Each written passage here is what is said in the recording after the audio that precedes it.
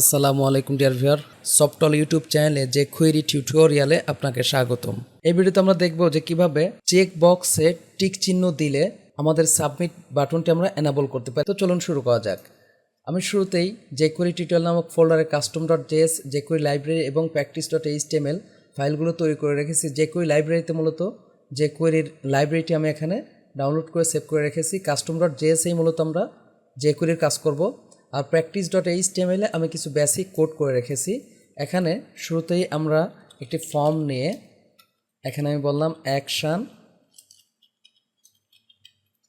তারপরে মেথড হিসাবে ধরে নিন যে আমি পোস্ট নিলাম।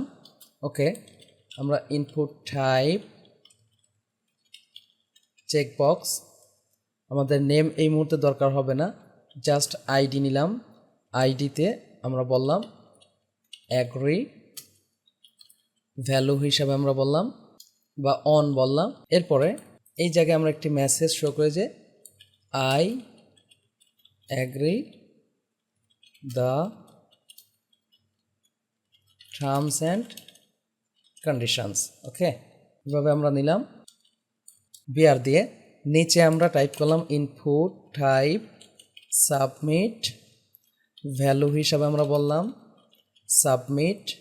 তো শুরুতেই এটাকে আমরা ডিসেবলড করে রাখি, যেমন ডিসেবলড ইকুয়াল ডিসেবলড। ওকে, এরপরে এখানে একটি আইডি নিয়ে রাখি, আইডিতে বললাম সফটল কন্ট্রোল এস। আমরা এখন যদি রান করি, খেয়াল করুন আমাদের এভাবে আসছে। তো এইটা চেক বক্স হবে, এখানে বানান একটু ভুল হয়েছে, কন্ট্রোল এস। আমি আবার রিলোড দিচ্ছি, এই যে দেখুন।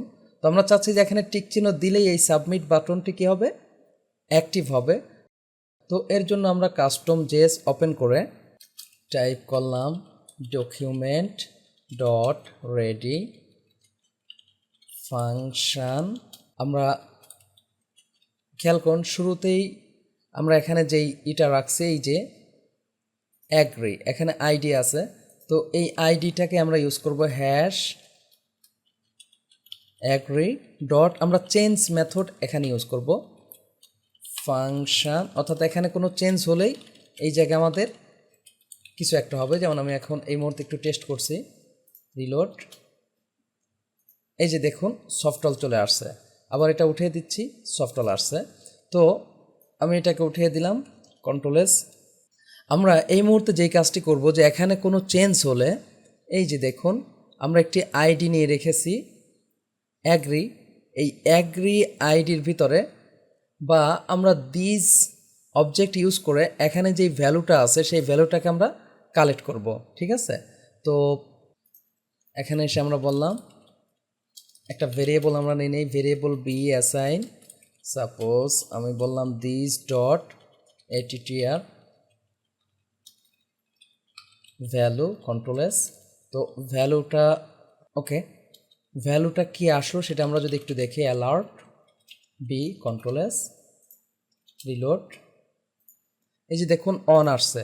ওকে, আমি আবার টিক চিহ্ন উঠিয়ে দিচ্ছি। ওকে, এখন আমরা এই জায়গায় আরও একটা জিনিসে যে চাইলে এটাও কিন্তু ইউজ করতে পারি, কন্ট্রোল ভি, কন্ট্রোল এস। দেখুন, কারণ দিস বললে অনেকগুলো বাটন, যে বাটনে ক্লিক করা হবে সেই বাটনটা এটা দেখাবে। তো আমরা এখানে অ্যালার্ট করে দেখি কাজ করছে কিনা, অ্যালার্ট বি, কন্ট্রোল এস, হ্যাঁ আসছে আমাদের। এখন এটাকে আমরা উঠিয়ে দিলাম। তো এই জায়গায় আমরা একটু চেক করি, ইফ বি ইকুয়াল যদি অন হয় তাহলে কি হবে, আমরা এই যে এই জায়গায় একটি আইডি সফটল নিয়ে রাখছি, খেয়াল করুন এই যে এই আইডিটাই এখানে ইউজ করব, হ্যাশ সফটল ডট রিমুভ এটিটিআর। এরপরে আমরা বলবো ডিসেবলড, তো ডিসেবলডকে আমরা দূর করে দিলাম। এরপরে এলস আমরা দিচ্ছি, যদি এখানে এলস ইফ আমরা ইউজ করব, যদি বি ইকুয়াল ব্ল্যাঙ্কস হয় তাহলে আমরা আবার হ্যাশ সফটলকে অ্যাট্রিবিউট আমরা দিয়ে দিব এবং বলবো ডিসেবলড কমা ডিসেবলড, অর্থাৎ আবার ডিসেবল করে দেব আমরা। ওকে, আমরা এখন রিলোড দিয়ে এখানে ক্লিক করে দেখুন এটা কিন্তু আমাদের অ্যাক্টিভ হয়েছে। যদি ভিডিওটি ভালো লাগে থাকে প্লিজ লাইক করবেন এবং কমেন্ট করে আপনার অনুভূতি জানাবেন। চ্যানেলটি সাবস্ক্রাইব করে না থাকেন প্লিজ সাবস্ক্রাইব করবেন। পরবর্তী ভিডিওতে দেখা হচ্ছে। আল্লাহ হাফেজ।